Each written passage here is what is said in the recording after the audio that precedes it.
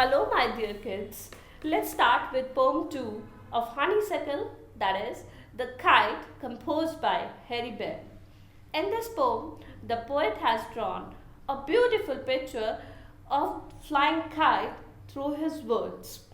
We all love to fly kites, but I guess we've never noticed how it flies high in the sky. So, through this beautiful word picture of a flying kite, the poet is persuading all of us to fly one and notice its marvelous moves. First, we'll cover from how to tail. It has been marked 1 in the poem itself, as you can see on the screen. In this, poet talks about the kite that it looks bright on a clear sky when it is flying for the first time. With a dive and a dip means with the softness and force working together, working simultaneously to make its tail to create a snap or cracking sound in the air.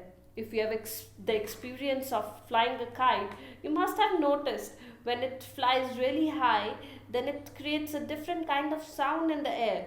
That is called snapping sound. I hope you have noticed the underlined words too. Can you make out why they have been underlined? Let me tell you. Dive and a dip.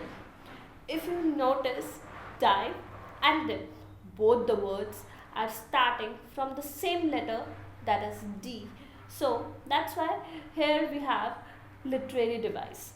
The poet has used the poetic device, that is alliteration. So whenever we have same initials in a sentence or in a line, there we have alliteration. Let's come over second stanza commencing from then till falls. Then soars like a ship. It means then it goes really high in the sky like a ship. The poet has been comparing the kite with a ship by using the word like. Here comes our second figure of speech or literary device or poetic device, that is simile. I hope you know about simile. When we compare two things by using the words as or like, then it is called to have the poetic device simile, right? Over to explanation part. When the kite is floating really high in the sky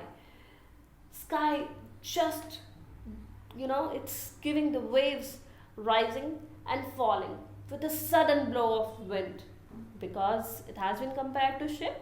So the tides rise and fall, climbs to the crest. Climb, crest. Again, the initial C has been repeated, so we have alliteration here. This means it goes to the highest point in the sky in a wavy manner. That's the way a ship moves on an ocean.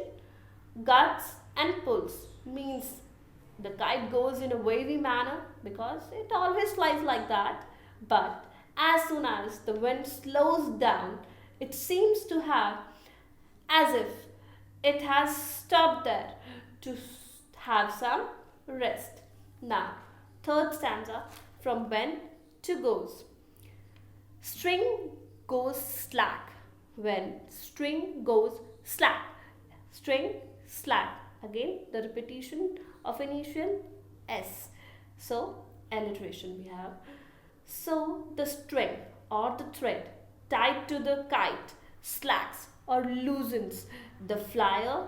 Then what he does? The flyer who's flying the kite runs and rolls it back on the roller to tighten it up and waits till the new soft air blows and fills its wings with the air again to help it fly.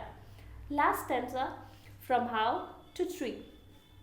How bright on the blue. Bright blue. Repetition of B. So we have alliteration again. The kite looks very bright, very vibrant on a clear sky, but when it gets stuck on a treetop, it gives a regular look, regular thing. What's that?